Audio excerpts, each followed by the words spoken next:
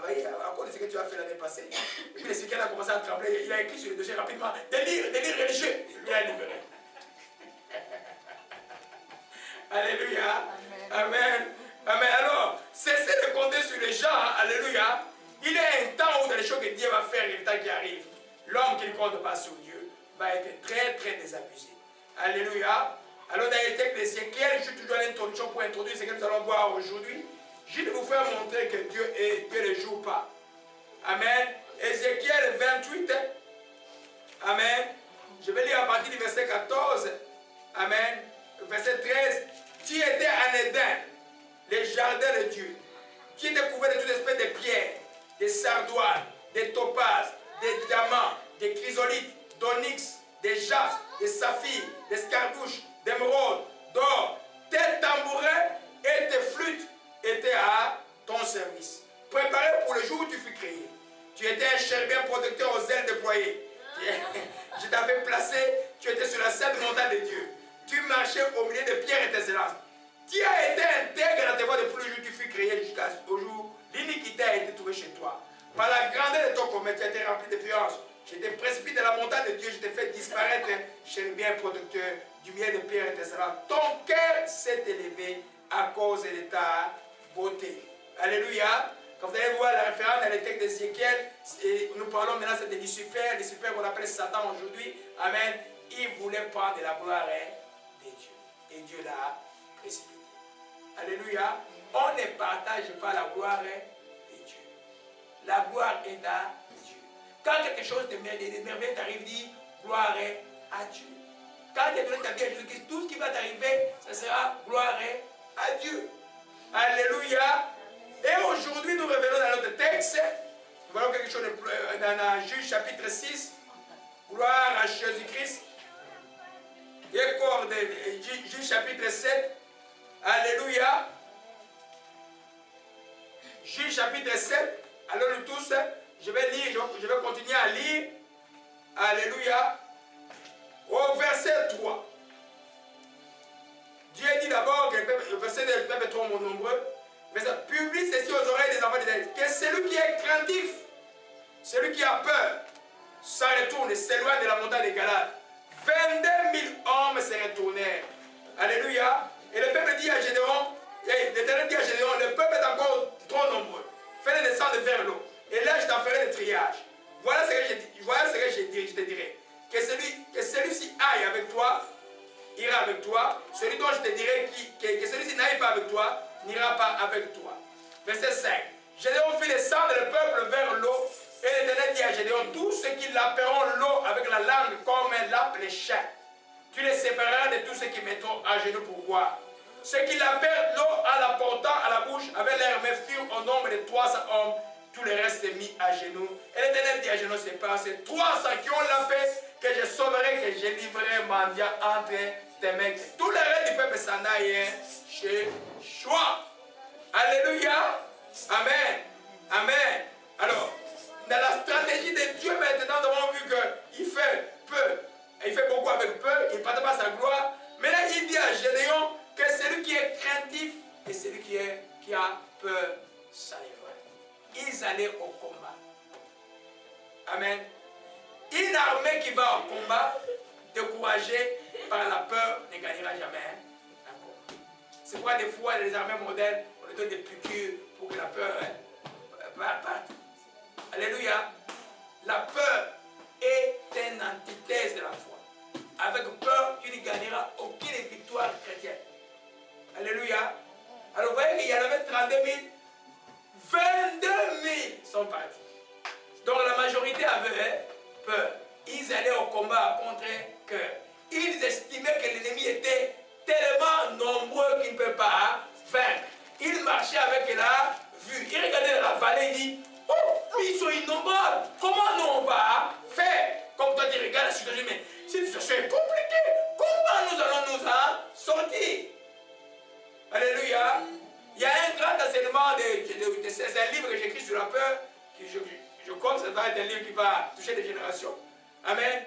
Mais Dieu ne nous a pas, la Bible dit que Dieu ne nous a pas donné un esprit de timidité ou un esprit de peur. Il nous a donné un esprit de force, d'amour et de sagesse. Les chrétiens n'est pas quelqu'un qui se laisse intimider par les situations.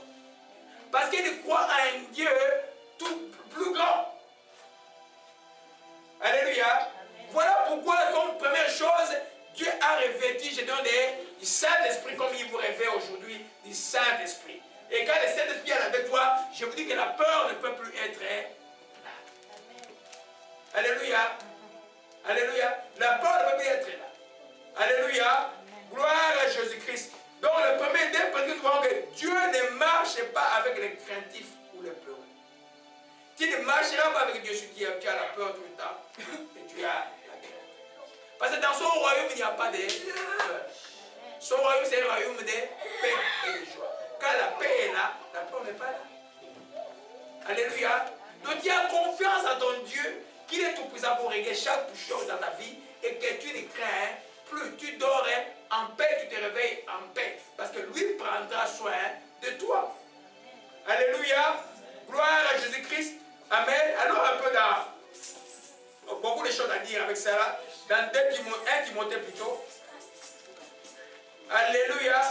Dieu dit à Gédéon que ceux qui ont craintif s'en aillent chez eux. Alléluia. Alors aujourd'hui, si tu veux aller dans un combat spirituel, tu amènes. C'est pourquoi ça me fait rire les gens qui se réunissent à 10. Là, on va chasser les démons, on est à 10, on va. C'est souvent ça me fait rire.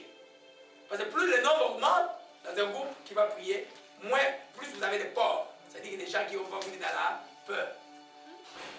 Un groupe qui chasse le démon là, c'est des gens qui ont compris depuis longtemps que le diable a déjà été fait. Ils n'ont plus de puissance sur toi. Alléluia. Et quand il t'accompagne, les femmes et les hommes pour les chasser les démons, les démons partent. Parce que les démons ne partent jamais sans la foi. Alléluia. On va voir beaucoup de choses aujourd'hui. Saint-Esprit, aide-moi à refuse. 2 Timothée chapitre 1 au verset 7. Alléluia. C'est Paul qui a écrit à Timothée. Au verset 6. C'est pourquoi je t'exhorte à ranimer les dons qui ont été reçus par l'imposition des mains. Car ce n'est pas un esprit de timidité, ce n'est pas un esprit de peur que Dieu nous a donné, mais un esprit de force, d'amour et de sagesse. Amen. Dieu ne t'a pas donné un esprit de peur. De la peur, c'est un esprit. Quand tu es dominé par la peur, c'est un esprit qui domine sur toi. Et un esprit, ça ne parle pas quand les conditions changent. Un esprit parle par la prière. Alléluia. Comme enfant de Dieu, Dieu ne nous a pas donné un esprit de peur. Amen. Il dit simplement, nous ne pouvons plus être... Celui qui craint suppose un châtiment.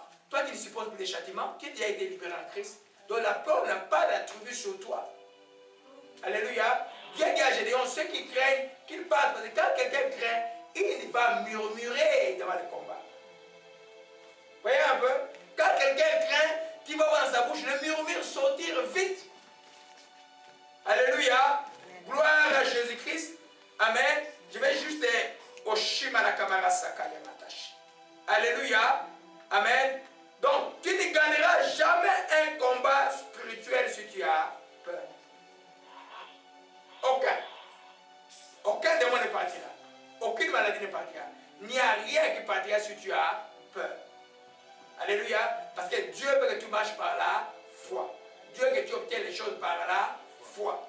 Regardez, 32 000 personnes, 22 000 sont partis. Pour un dirigeant, pour les leaders, ça veut dire, ça c'est grave. 22 000, c'est combien? Les 3 quarts, presque, sont partis. Alléluia. Parce que la peur a empêché, et la multitude des enfants d'Israël ont tourné 40 ans dans le désert à cause de la peur. Alléluia. Amen. Alors on fait dans Nombre, je vais vous montrer quelque chose. Dans Nombre chapitre 13. Alléluia.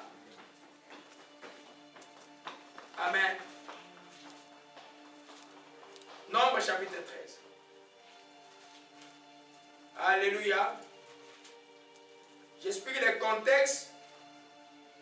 Dieu, comme toujours, il a promis à Gédéon la victoire. Mais il avait aussi promis aussi à ses ancêtres. Et quand voilà le pays que je vais vous donner, il est là en face. C'est Canaan pour lequel vous avez quitté l'Égypte. Le pays est là. Il a demandé à Josué, envoie 10 espions, à Moïse, envoie 10 espions qui vont aller vérifier comment le pays est. Ils sont allés vérifier le pays. Ils ont dit non, c'est vraiment le pays où coule le lait et le miel. L'expression veut dire que c'est un pays béni. Alléluia. Et regardez un peu au verset 27, Nombre 13, verset 27. Il racontait à Moïse que nous sommes allés dans le pays que tu nous as envoyé à la vérité. C'est un pays où coule le lait et le miel et en voici les fruits. Ils ont amené une grappe de raisins qu'ils ont coupé là-bas. Alléluia. Mais le peuple, les mais là que vous mettez là, mais, alléluia, le peuple qui habite ce pays est puissant, les villes sont fortifiées, très grandes. Nous y avons vu les enfants d'Anak. Amen. Les Amalécites habitent dans la contrée du Midi, les Étiens, les Jébusiens, les Amoriens habitent dans la montagne, les Canaïens habitent près de la mer, le long du chemin. Caleb fit taire le peuple qui murmurait contre Moïse. Il dit, montons, emparons-nous du pays, nous y serons vainqueurs. Mais les hommes qui allaient, lui disent, nous ne pouvons pas monter contre ce peuple au Shimalakaya parce qu'il est plus fort que nous. Alléluia. Nous ne pouvons pas monter contre ce peuple parce qu'il est plus fort que nous. Alléluia. C'est vraiment important de comprendre cela, mes bien-aimés. Il racontait à Moïse, nous sommes allés dans le pays où tu nous as envoyés à la vérité, le pays où le lait et le miel et en voici les fruits. Mais le peuple qui habite ce pays est puissant, les villes sont fortifiées. Alléluia. Les mains ont détruit tout ce qu'ils ont vu. C'est Dieu qui a donné l'ordre. Allez-y. Dieu, voici le pays que je vous ai promis. Ils ont vu que tout était beau. Amen. Maintenant, pour aller s'emparer du pays, ils ont regardé avec les yeux. Ils ont vu les Anaks, c'est les enfants des géants. Amen, c'est des géants. Et un Anak que vous connaissez, c'est Goliath. Vous voyez un peu, c'est des géants. Alors, quand ils ont vu ça, ils disent non, non, non. Nous, à leurs yeux, on était même comme des sauterelles.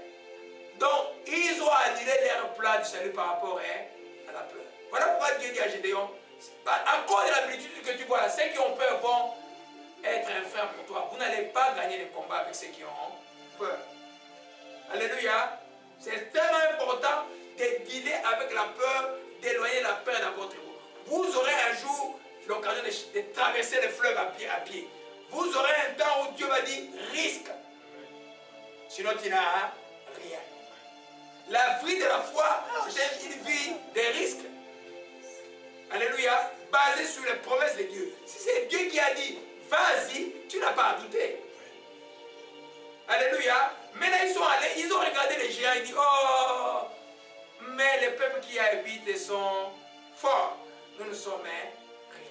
Mais il y avait un homme âgé qui s'appelait Caleb. Il dit, montons, nous allons nous emparer du pays. Mais les autres ont refusé. Ils ont commencé à murmurer contre les serviteurs de Dieu. Et puis la colère de Dieu les a frappés. Quand Dieu s'est énervé, il dit non, maintenant on va monter. Moïse leur a dit, ne montez pas parce que Dieu n'est plus avec vous. Ils sont allés par témérité et ils ont été battus à plat terre pour Dieu. Les 40 ans dans le désert, ils sont retournés 40 ans. Alléluia. La peur peut te jouer plein de choses dans la vie. Pour avoir des compromis avec des systèmes, des compris d'aller, tout ça, d'aller mentir, d'aller faire. Tu n'as pas à avoir peur, enfant de Dieu.